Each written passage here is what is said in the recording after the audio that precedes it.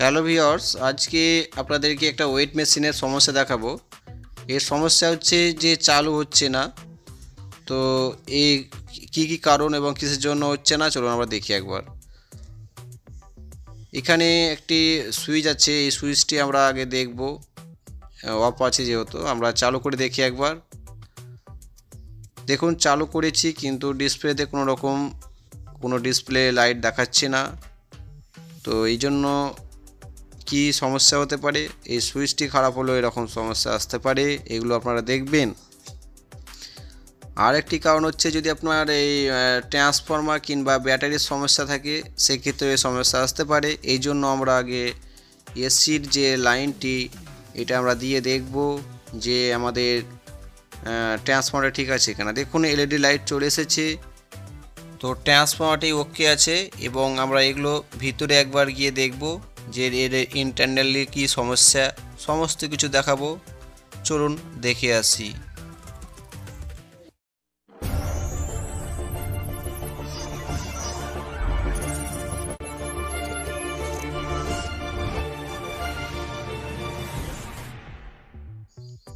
তো ভিউয়ার্স, আমরা এন্টার পরে ফিরে এলাম। আর ফার্স্টে দেখছেন একটা এরকম এলেঙ্কি, এটার সাইজ হচ্ছে 5 mm। তো এই ধরনের যদি আপনার কাছে ওয়েট ডালা থাকে বা ওয়েট মেশিন, তো আপনারা প্রথমে কোন প্রসেসে এগুলো করবেন দেখুন। 5 mm যে আপনার এলেঙ্কি দিয়ে এই দুটি স্ক্রু আমরা খুলব। কারণ এই যদি আপনার এই এলেঙ্কি না থাকে, আপনারা স্ক্রু ড্রাইভার দিয়ে এগুলো খুলতে যাবেন না, পুরো এলেঙ্কি দিয়েই খুলবেন। কাছে না থাকলে মার্কেটে পেয়ে যাবেন, 5 এলেঙ্কি বললেই দিয়ে দেবে। তো আমি এলেঙ্কি দিয়ে এগুলো খুলবো এবং খুলে দেখব। তো পুরো প্রসেসটি আগে দেখুন।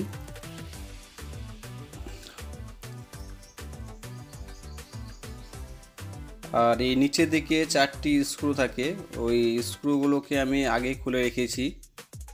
আর এগুলো যেভাবে ছিল আপনারা সেভাবে আবার লাগাবেন, সেভাবে রাখবেন। তো যেটা বলছিলাম যে পেছু সাইডে যে 4টি স্ক্রু, এগুলো খুলেছি এবং সমস্ত কিছু খোলা হয়ে গেছে। তো 4টি স্ক্রু খুলে ফেলেছি। এখন আমরা তো এবার খোলার পালা, কোটায় খুলে দেখব সমস্যাটি কোথা থেকে হচ্ছে। আর পুরো ভিডিওটি দেখবেন।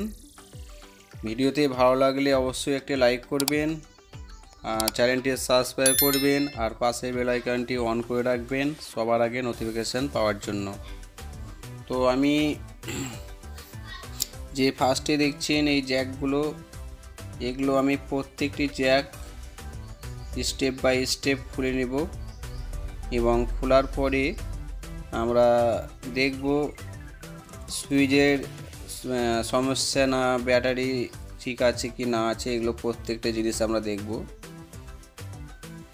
আর এই দেখছেন পাওয়ার এলইডি লাইট, যেটা আপনার রেড লাইট যেটা আর কি, সে লাইটটি আমরা খুলে নিয়েছি।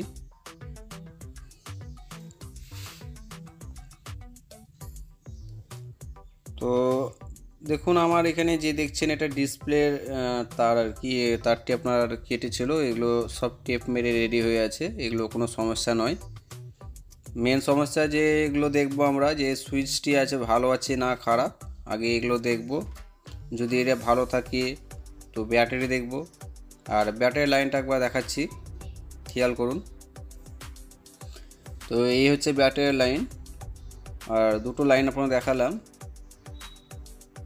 তো এগুলোকে আমরা একটা মাল্টিমিটারের সাহায্যে ডিজিটাল দিয়েও দেখতে পারি বা মাল্টিমিটার দিয়েও। আমার কাছে মাল্টিমিটার আছে, এটাকে আমি ডিসি 20 ভোল্টেজ সিলেক্ট করে রেখেছি। তো ফার্স্টে আমরা আগে চেক করব ব্যাটারি ডাউন আছে কিনা। যদি ব্যাটারি ডাউন থাকে সেক্ষেত্রেও এই সমস্যা আসতে পারে। তো আগে কিভাবে কি হয় না হয় আপনাদেরকে দেখাচ্ছি, আগে কি দেখতে হয়। তো প্রথমে আপনারা এই যে নেগেটিভ পজিটিভ, এটা আপনারা লাগিয়ে সেমভাবে দেখে নেবেন।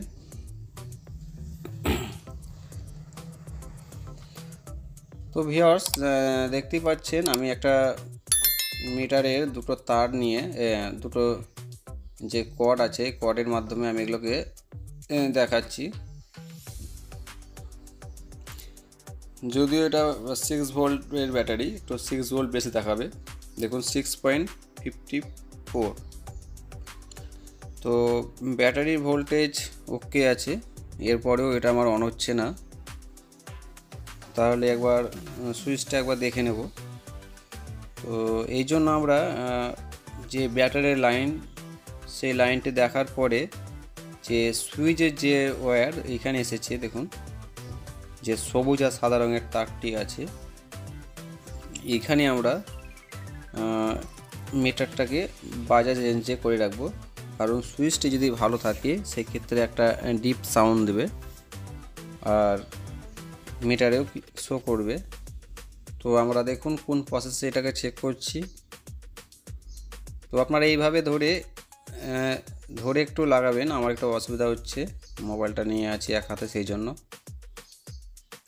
তো ভিউয়ার্স দেখুন আমার এখানে রিডিং দিচ্ছে এবং একটা সাউন্ড শুনতে পাচ্ছেন।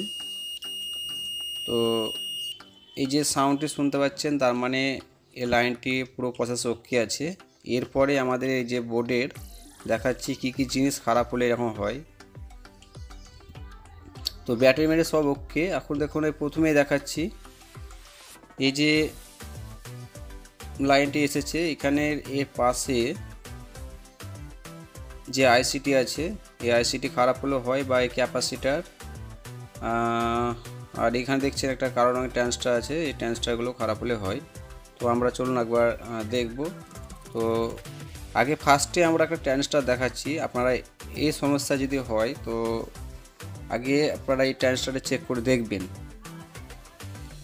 আর যদি কোনো কিছু লুজ কানেকশান থাকে সেটা থেকে সমস্যা আলাদা জিনিস, তবে আগে এই ট্রান্সটারে চেক করে দেখবেন। যেহেতু আমার কোনো লুজ কানেকশান নেই, প্রত্যেকটা জিনিস ভালো আছে। তো এই ট্রান্সটারটি ভালো হচ্ছে, আপনাকে দেখাচ্ছি 2950 ট্রান্সটারটি। তো এটা খারাপ ভালো সেটা চেক করার আগে আমরা আগে নতুন লাগিয়ে দেখব, কারণ এটা মিটার দিয়ে চেক করব না। এটা আপনারা এরকম সমস্যা হলে এটা আপনারা অতি অবশ্যই চেঞ্জ করে দেখবেন।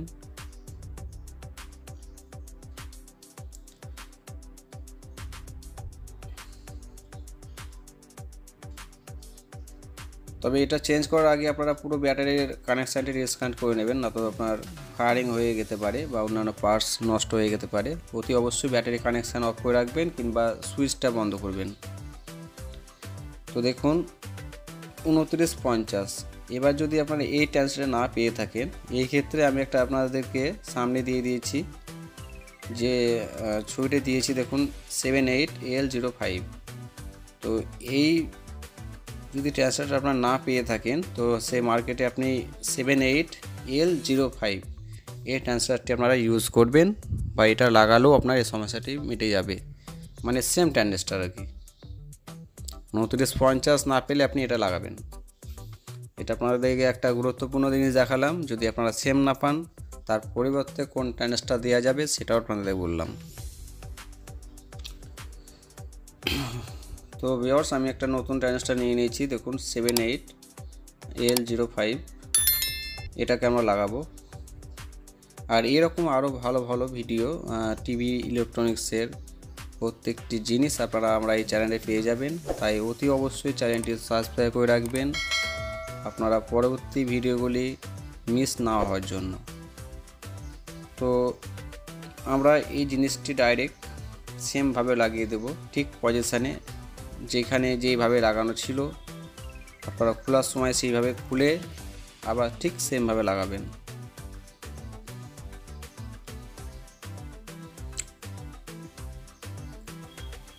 তো ভিউয়ার্স দেখতেই পাচ্ছ আমি এটা কিভাবে লাগাচ্ছি। আপনারা এইভাবে সোল্ডারিং করে নেবেন।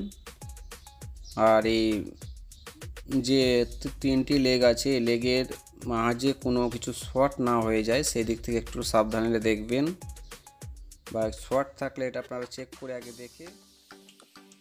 সরি, এটা ট্রানজিস্টর নয়, এটা আইসি। আমি অনেক জায়গায় ভুল করে বলে ফেলেছি, এটা আইসি।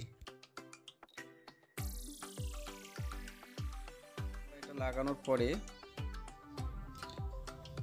এক কথায় আর কিছু দেখব না, কারণ আমার ট্রান্সফর্মারটি ভালো ছিল, যেহেতু আমার এই ইন্ডিকেটর লাইট জ্বলছিল, সুইচটিও ভালো আছে, তার মানে আর কিছু দেখছি না। আমরা এটা আগে করে দেখব, যদি এটা পরেও না হয় তখন আমরা আইসি বা অন্যান্য কিছু দেখব। আগে যেটা কমন সেই জিনিসগুলো দেখাচ্ছি।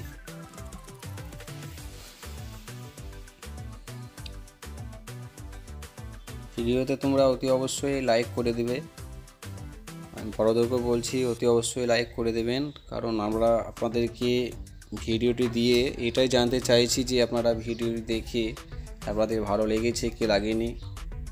দেখুন আমি এটা লাগানোর পর আমার জিনিসটি ওকে হয়ে আছে, তো তোমরা দেখতেই পাচ্ছ।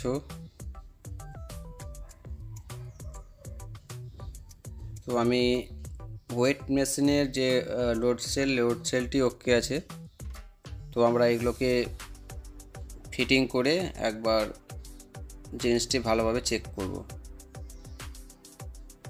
তো সেম প্রসেসে আপনারা আবার লাগিয়ে দিবেন।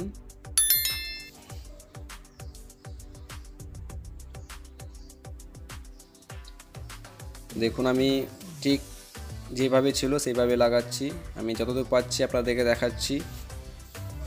এরপরে আপনাদের অসুবিধা হবে না, আর যদি অসুবিধা হয় তো আপনারা কমেন্ট করবেন কমেন্ট বক্সে, আপনাদেরকে আমরা কমেন্টে উত্তর দেওয়ার চেষ্টা করব।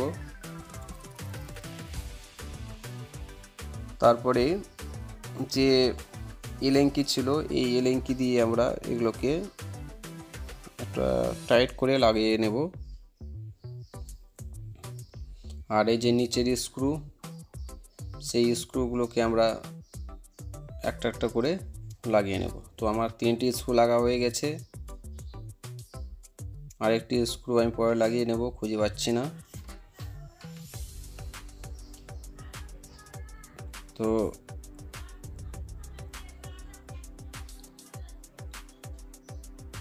পাওয়ার সুইচটি দিয়ে একবার দেখি।